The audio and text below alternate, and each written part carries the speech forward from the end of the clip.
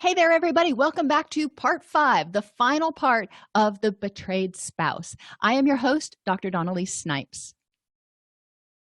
This last part we're going to talk about is the relational or interpersonal effects of betrayal. And the first thing that happens after a betrayal is trust issues. Go figure.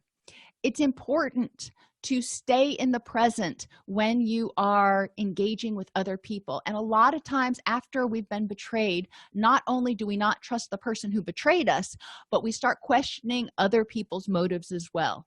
And it's important to stay in the present and focus on facts. What evidence do I have that this person is not trustworthy?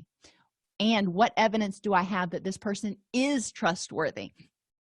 Stay in the present, remember what's going on, and don't hold hostages. Learn from the past, but don't assume that anytime anybody does anything like your ex did or like the person in the past did, that they're betraying you. There could be potentially very benign explanations. It's important, if you feel anxious, to address that anxiety, to notice it and do something about it, but you don't want to hold hostages and assume that you know that this person is cheating on you or is getting ready to cheat on you. Make sure to focus on facts when it comes to trust issues. What do you know about the situation? Not what do you think, what do you assume the other person's thinking, but what do you actually know? The next issue is a fear of intimacy and vulnerability. Once you have been betrayed by your spouse, the person that you are probably most intimate and most vulnerable with, it is terrifying to become that vulnerable again, because it felt like a dagger to the heart when you found out you were being betrayed, and you don't want to feel that again. You experienced a trauma. Let's call it for what it is. It's important in your new relationships to take it slowly. Be aware that it's going to be terrifying to be vulnerable, and you may do just kind of like you do when you're getting into a cold pool. You may dip your toe in and then pull it back out and go, you know what, not ready to do that again. And then eventually you'll get to the point where you might want to consider it, so you go sit on the edge of the pool and put your feet in. You're just going to test it out a little bit. You're not going to take the plunge yet. At some point, once you're acclimated to the situation and you feel like it's not going to be too painful, you may actually jump into the pool and see how it feels. Same thing with our relationships. Initially, you may just kind of dip your toe in or stay on the sidelines and just go out with friends, because it's too overwhelming to think about getting into a relationship again. And then you might start casually dating, just dipping that toe in, not intending to not get serious about anything, but just start experimenting and exploring again. Dip that toe in. Once that feels comfortable, you may start doing it a little bit more and, sit on the edge of the pool, so to speak, and hang your legs in until you start feeling more comfortable and feeling like, okay, it wouldn't be completely overwhelming to maybe start having feelings for somebody again. But take it slowly. After a betrayal, you have to have time for your wounds to heal. Make sure not to confuse sex or superficial small talk with intimacy.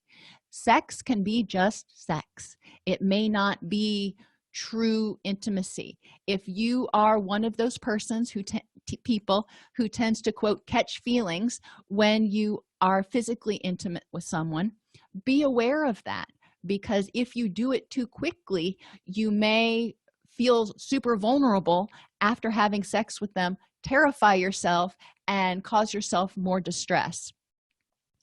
And superficial small talk is also something that sometimes gets confused with intimacy. Having somebody text you in the morning just to say hello and text you in the evening just to see how your day went, that's pretty superficial. That's not super intimate conversation there. And it can get confused with intimacy. A lot of times this is where people need to start, is that superficial small talk, and that's great. But don't assume or don't go from superficial small talk to plunging into the deep end right away, unless you really feel like you're ready for it. Recognize that there's a big difference between taking the plunge and communicating by chat twice a day. And thirdly, you may question the goodness of others.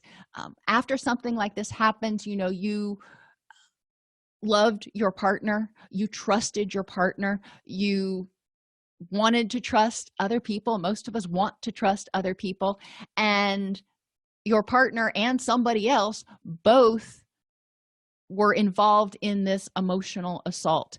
It may be hard to trust others or see the goodness in others during this period, especially the goodness in people who are similar to your betrayer.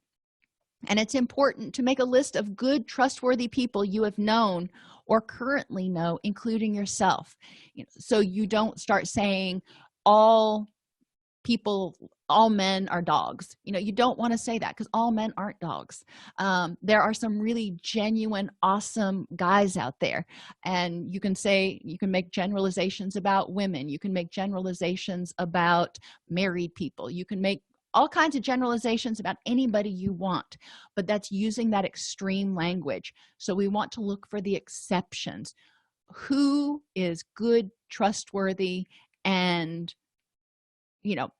restores your faith in humanity. All right, thank you for being with me for this series. I will see you in the next one.